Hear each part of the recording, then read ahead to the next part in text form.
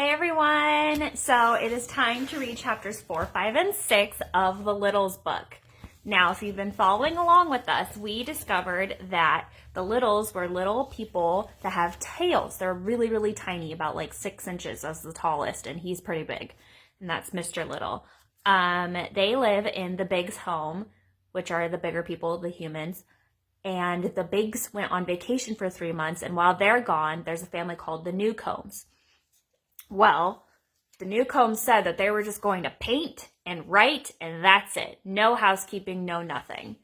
And at the very end of one of the chapters, we learned that Lucy was really afraid that they were going to bring a cat. But they didn't yet. So let's see how the story is progressing. We're on chapter 4.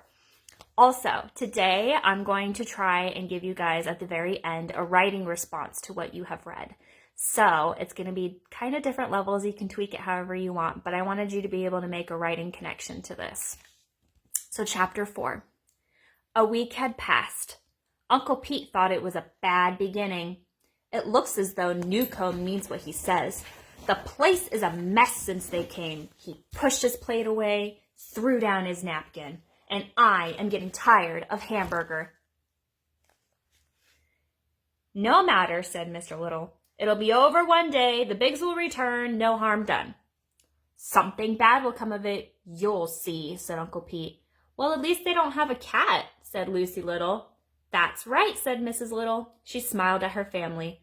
Lucy is looking at the bright side. Things could be worse. Bah, said Uncle Pete. Right now I'd rather have trouble with a cat than eat this cooking. I suppose I should have learned to cook, said Mrs. Little. She looked around the table. Mrs. Big was such a good cook, it didn't seem necessary for me to cook too. I guess she spoiled us. All the Littles nodded. Suddenly, Granny Little spoke. Watch out for mice. Why do you say that, Granny? Said Mr. Little. There's no mice in this house. George Big wouldn't stand for it. Granny looked sharply at Mr. Little. There will be mice, she said. Then she straightened the shawl on her shoulders. Don't worry, Granny, said Mr. Little. You're thinking of the old days. This is nothing like the old days. So what did Granny warn the Littles of? What was her big concern? All right, chapter 5. All day, Mrs. Newcomb worked hard on her writing. In the evening, after dinner, she read what she had written to Mr. Newcomb. They sat in the living room. Sometimes Mr. Newcomb drew pictures of his wife while she was reading. The Littles became interested in the story. They would rush through their dinner so they wouldn't miss anything. The Littles' living room was in the wall next to the Bigs' living room. Near the ceiling, there was a hole in the wall between the Littles' living room and the Bigs' living room. The hole was about the size of a quarter. On the big side, it was covered with wallpaper. Mr. Little had punched many tiny holes in the wallpaper. He used one of Mrs. Big's needles. Voices could be heard throughout the tiny holes. Most of the time, the hole was plugged up with a cork on the Little side. As long as the cork was in the hole, nobody could hear the Littles. When the cork was taken out, the Littles would be very quiet and listen. The cork was always out when it was story time. Mrs. Newcomb's soft voice would float through the hole. The Littles sat comfortably in their chairs and listened. Sometimes Mrs. Newcomb read until it was past Lucy's and Tom's bedtime.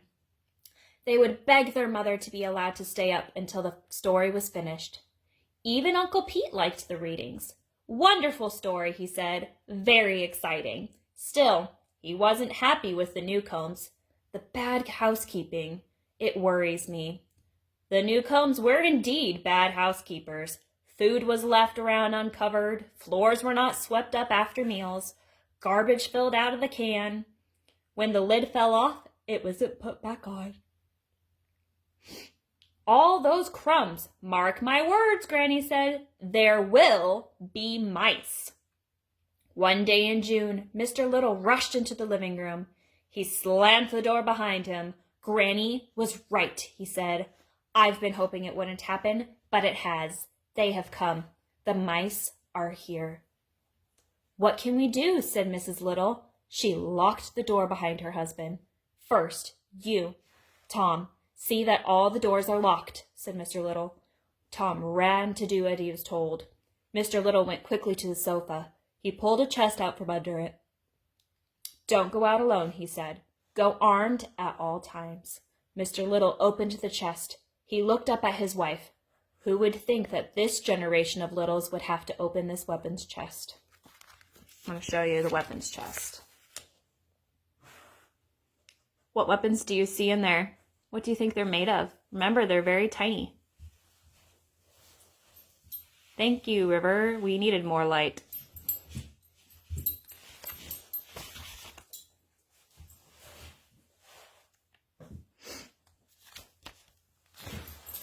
Mrs. Little shook her head sadly. "But Father," said Lucy, "I don't know how to use a bow and arrow." Uncle Pete will teach you, and Tom how to shoot," said Mr. Little. "He was a crack shot during the mice invasion of '35. Uncle Pete, my father, and their brothers held off the mice from this very room until help arrived from the Smalls down the road." "That's when I got this limp," said Uncle Pete. "A huge 3-inch mouse broke through the door and grabbed me by the foot. He dragged me out of the room. My brother Tim, God bless him, came after me and shot him." "Is that when Uncle Tim lost his life?" said Tom. "That's when it happened," said Uncle Pete. "One of those big mice jumped him from behind. I finally chased it off with my knife, but it was too late." Uncle Pete wiped his eyes. Poor Tim. He was the only Little we lost in that terrible year. "We won't go looking for trouble with the mice," said Mr. Little. "These weapons are for protection only." He brought out a bow with a quiver of arrows from the chest. On the wooden bow was carved, "Made in 1825 by Chase B. Little." 1825. So if it's 2020 and it was made in 1825, how old is the bow? I wonder. Somebody do the math for me. "Suppose they come after us," said Tom. He picked up the bow and tried to put the string on it. "Maybe they won't," said Mr. Little, "as long as there's plenty to eat." "I am for going out and attacking them," said Uncle Pete. "Teach 'em a lesson before they start to bother us." "The way I figure it," said Mr. Little, "after a while the Newcombs are bound to find out they have mice. When they do, they'll set traps, and that will be the end of it." All right, here are 2 questions for chapter 5. First question, how were the Littles able to hear Mrs. Newcomb's story? That was at the beginning of this chapter. How were they able to hear it from their living room?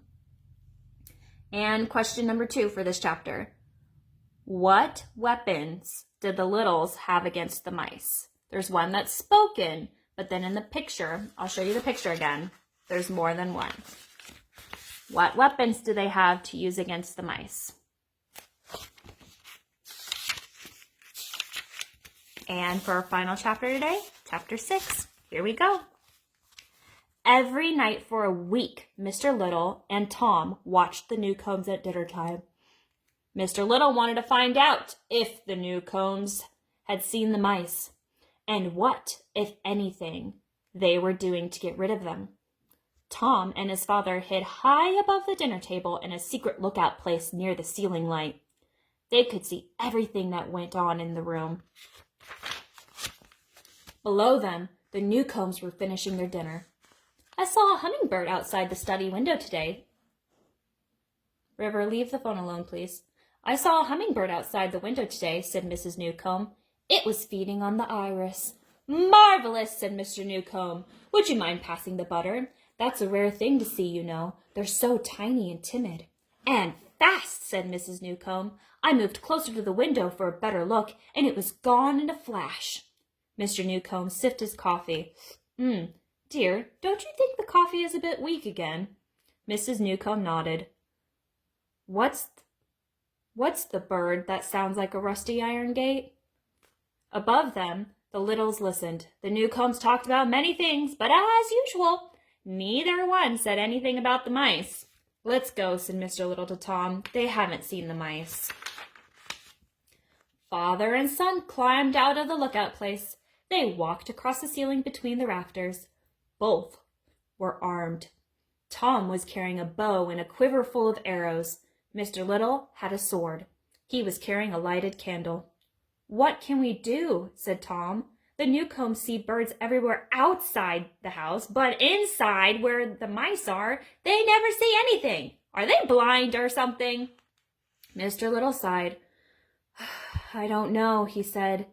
"Mice are quick animals. They're not easy to see, and they usually do most of their work when people are not around." "Hey, I have an idea," said Tom Little. "I know how we can get them to see the mice." "How?" "It's easy. We can't—" Just then, Tom's father stopped. Tom, following close behind him, bumped into him. The candle fell from Mr. Little's hand and went out. Mr. Little reached for his sword. "Is it a mouse?" whispered Tom. "Shh." Quietly, Tom took an arrow and fitted it to the bowstring. There was a scratching noise in the wall ahead. Mr. Little and Tom stood still and tried to see into the blackness. They listened. When Mr. Little had heard enough to know it was a mouse, he whispered to Tom, "I'll stand here. You hide behind that heating pipe. As soon as the mouse reaches the top of the wall, I'll light a match." He took a deep breath. "If he runs to attack me, shoot him with your bow and arrow. Don't shoot unless he attacks. The light may frighten him away." "What if I miss?" said Tom. "I have the sword," said Mr. Little. "The mouse will have to get awfully close for you to use that sword," said Tom. "That's why you better not miss with the arrow," said Mr. Little. "Now go." Tom Little felt his way through the dark ceiling space to the pipe. He drew the arrow across the bow and pulled the string back with all his might. River keeps hitting the phone. I apologize. So he drew the arrow across the bow and pulled the string back with all his might. Then he aimed into the darkness towards the sound of scratching. The noise grew louder and louder. From the sound of it, Tom thought the mouse was climbing near the Little's tin can elevator. He hoped the mouse hadn't gnawed through the string. The boy had never seen a mouse. He had, of course, heard many scary stories about them. He was ready for something terrible. Suddenly, there was a burst of blinding white light. His father's match! Shadows danced. Tom Little blinked. Then he saw the mouse. It was climbing over the edge of the wall. Its eyes were like black mirrors shining back the light of the match. Tom forgot what his father had told him. He didn't wait for the mouse to attack. Instead, as soon as he saw the beast, he shot the arrow. It flew through the air and struck the mouse in the foreleg. The mouse squeaked. How terrifying. So Tom shot it in the foreleg, which is like its upper leg. And the mouse squeaked. "Nuts!" yelled Tom. "I forgot!" He shot another arrow. By that time, the mouse had climbed over the wall. As it struggled to its feet, the second arrow hit it in the rump. It hit it in its bum. Can you imagine how that felt? It squealed louder. The arrows didn't stop the mouse. It crawled towards the light. A low, snarling growl came deep in its throat.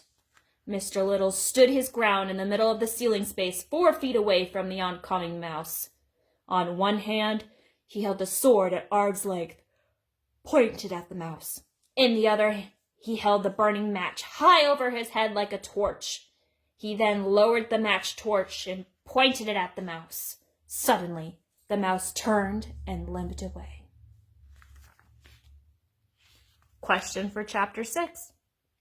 What was Mr. Little's plan for the mouse? And what did Tom do wrong? We're at the end of our story. So, before I give you the answers to our questions, I'm going to give you a writing assignment. And it's going to be a creative one. So you can either draw a picture, then write a sentence, write 2 or 3 sentences explaining, or write a full paragraph. okay? I want you to create your own weapon from household items to fight the mice. If you were a little and you can only use little things, what would you use as a weapon against the mice? If you just say a sword, I need to know how you made the sword. You can't just say, oh, I'd use a sword. Well, what is your sword made of? Okay, so that's your writing assignment if you guys want to write about this story. Now, here are our answers to our questions. If you don't want the answers and you want to just message me them, then stop now. Question number 1. What did Granny warn the Littles family of? Granny warned them against mice. They were so worried because the Newcombs weren't taking care of the house that they would get mice. I'm sorry, I need a drink. All right, next question. How were the Littles able to listen to Mrs. Newcomb's stories every night? Well, there was a hole the size of a quarter through the wall where the wallpaper was blocking it on the Newcomb side. And Mr. Little took a needle and poked lots of little holes in that wallpaper so they could hear. Question number 3. What weapons did the Littles have against the mice? They had a bow and arrow and swords. And question number 4. What was Mr. Little's plan for the mouse? And what did Tom do wrong? The plan was that Mr. Little will light a match. Sorry guys, River's getting antsy. The question was, Mrs. Perez gets a little like this, or JoJo, whatever you call me. So the plan was that Mr. Little will light a match if the mouse reaches the top of the wall, and Tom's supposed to shoot the mouse if it attacks. But Tom got so scared, he shot the mouse anyways. He shot him in 2 spots. In the foreleg, so the top of your leg, and also on the rump, or the behind. All right, that's it for today. I'll come back tomorrow with the next 3 chapters. Bye! Want to say bye?